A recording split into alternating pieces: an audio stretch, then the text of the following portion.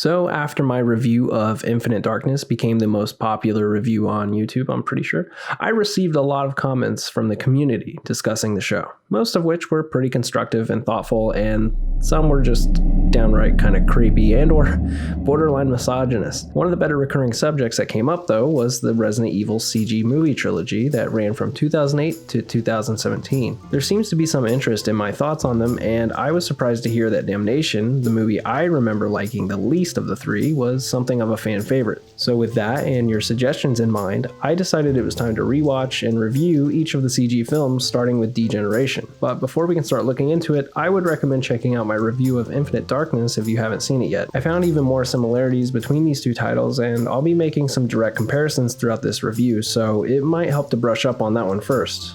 I'll try to get each of the other reviews out weekly, so subscribe if you want to watch along, as I surely begin to lose my mind by the time we get to this stuff.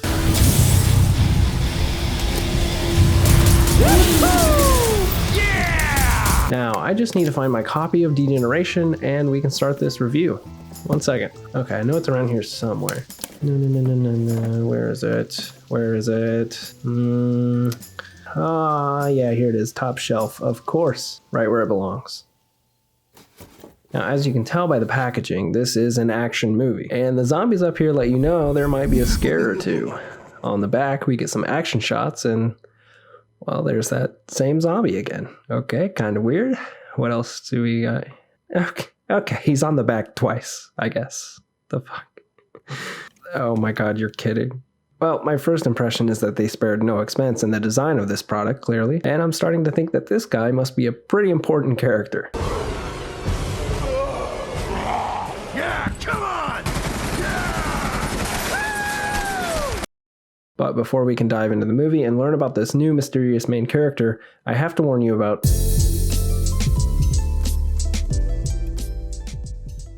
yeah, I know this movie's pretty old, but it does have some twists at the end that aren't too bad. Resident Evil Degeneration was the first of 3 CG animated films Capcom put out, and it stars Claire Redfield, the completely incapable and non-combatant character we all know and love from Infinite Darkness.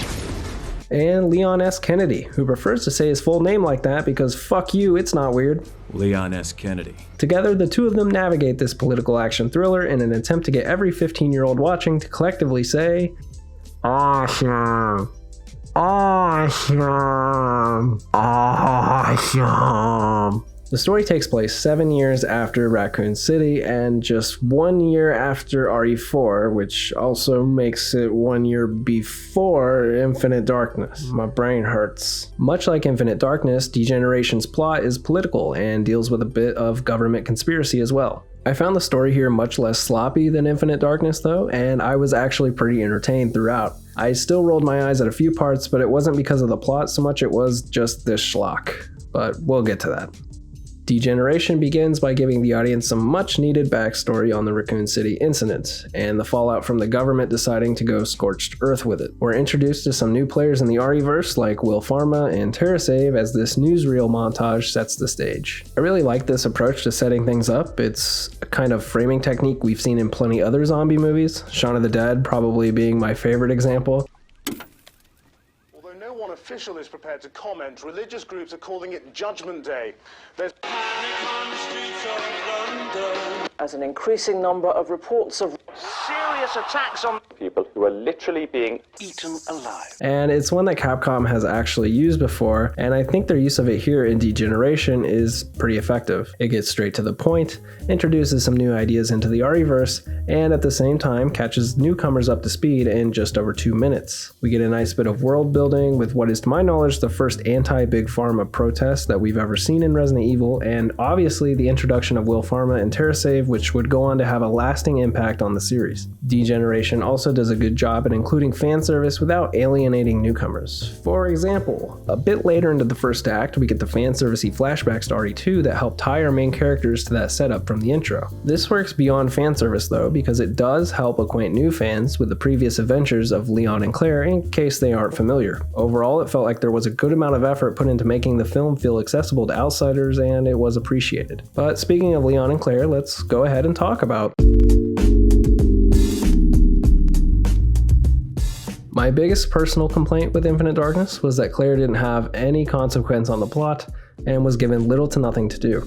Luckily, Degeneration is considerably better in that regard. It is kind of funny that Claire still ends up helping Leon at the end by dropping big containers though. But at least she doesn't knock herself out this time. In fact, lowering the containers ultimately helps finish off the mutated Curtis, and if you can believe it, Claire actually ends up saving Leon by doing this. And I have to give the movie credit for setting this up earlier when Claire was nodding along to that fat exposition dump that explained how the air pressure system worked. Yeah, I wasn't paying attention either. But this movie has a few things like that which are set up and paid off by the end, which although it's nothing extraordinary and is kind of just a pretty basic sign of a competent script, it's one that is sorely missing from later installments. Claire's personality and strong will are on full display, and it was nice hearing Allison Court return to the character to deliver the fire. Early in the movie, Claire again finds herself in a protective role when she's left to watch Roni, the most annoying kid perhaps of all time. Something about her voice, I guess. I don't know. After the outbreak at the airport happens, it's up to Claire to keep Sherry 2.0 and a group of other survivors safe until rescue arrives. For me, the first half of the movie that takes place in the airport was much stronger than the second half, partially because of the setting and the outbreak, which was a lot of fun to see, but also because we got to see Claire and Leon team up like we've been waiting for. And it's here that we're introduced to our villains as well. There's a senator who's cartoonishly evil, going as far to shove a child out of his way to ensure his own safety.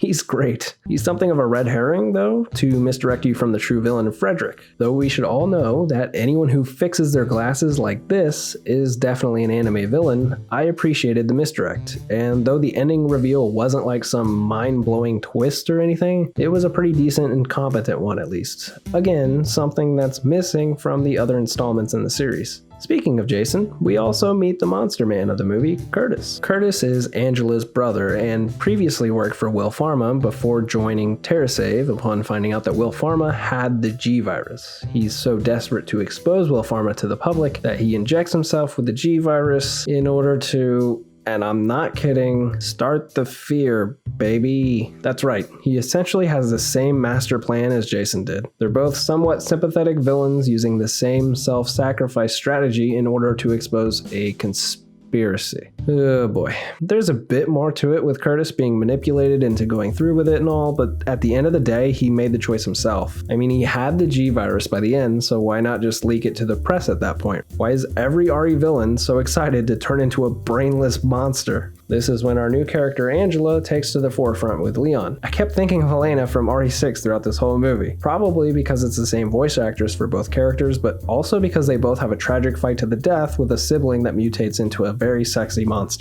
At any rate, I didn't really care for her character at all. She was pretty bland and at times downright stupid. I'm pretty convinced she just wanted to die, to be honest. Whether it was when she ignored Leon's advice about headshots, or when she inexplicably stared at the big monster man that was fast approaching. Now maybe she was in shock or something like that, but it happens again like 15 minutes later when Leon magically appears behind her just in time to stop her from falling to death. Seriously, how did he do that? I don't know. Enough about Angela though, we're probably never gonna see her again, let's be real. By far the most interesting character to talk about anyway was Guy McCool, or Leon. It's interesting for me because Degeneration marks the beginning of the end for our boy Leon here, in my opinion. It's already begun. Gone are the fun, tongue-in-cheek quips and expressive antics of our beloved Golden Boy, and in its place is a stiff and humorless wooden performance that makes Leon seem like a total robot. Seriously, I thought he was about to nod off when he was talking to Hunnigan. He seemed so bored. I'm amazed and impressed you got authorization for that. You must have pulled a few strings. Yes.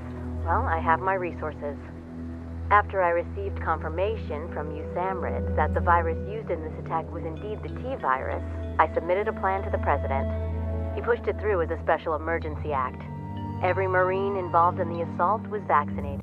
I can't fault the voice actor here because this seems like it was just a creative choice made by the production team. From this point forward in the series, Leon's character took a sudden shift into no funsville, and very rarely would he make light of things or show any emotion outside of anger. He only exists to do cool guy stuff like this. Apparently, surviving RE4 made him even stronger and more ridiculous than ever, and he now has become so cool that he doesn't even have to think to solve problems anymore. Unless it's how to walk around this shard of glass to tell Angela to run, I think that one tripped him up a bit. Leon hasn't turned into John Wick just yet, but he is basically a superhero at this point. I mean, how else do you explain this?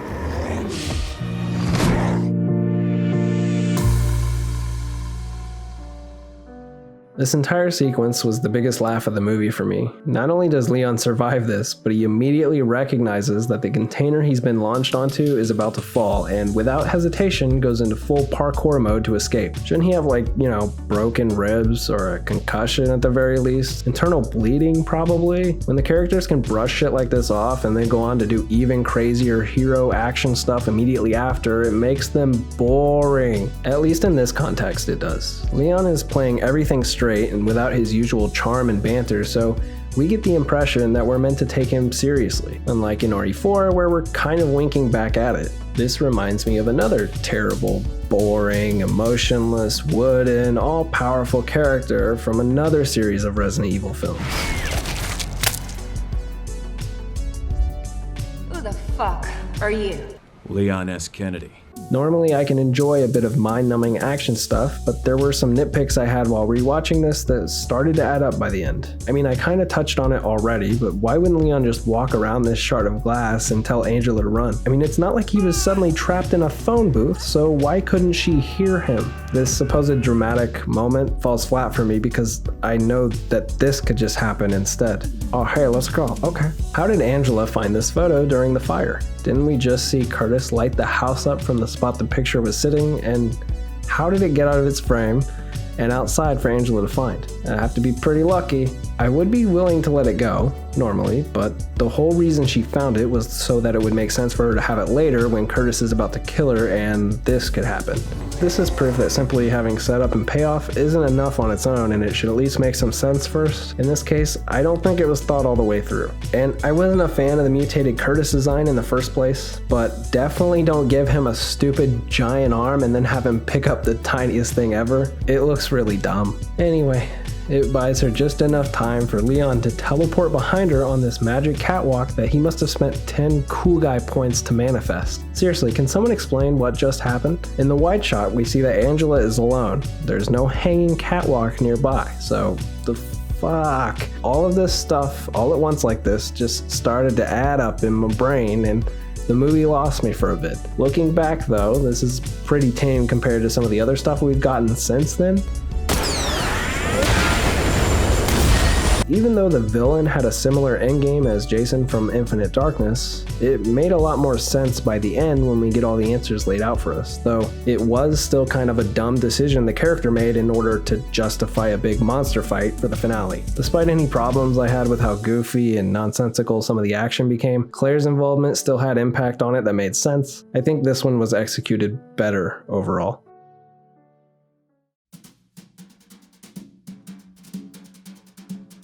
So would I recommend Resident Evil Degeneration? Yeah, sure, why not? I think the movie suffers some pacing issues in the middle, and that the first half is a lot stronger than the second, but overall, it still holds up as a fun zombie thriller that both fans and newcomers can enjoy. There's plenty of action, both good and just pure schlock. The political stuff felt pretty grounded and believable. It was cool to see the dynamic between this new pharmaceutical company, the media, and the protesters for the first time, and the animation still holds up for the most part. Some of the exterior shots of the airport still look really nice, and most characters are pretty expressive.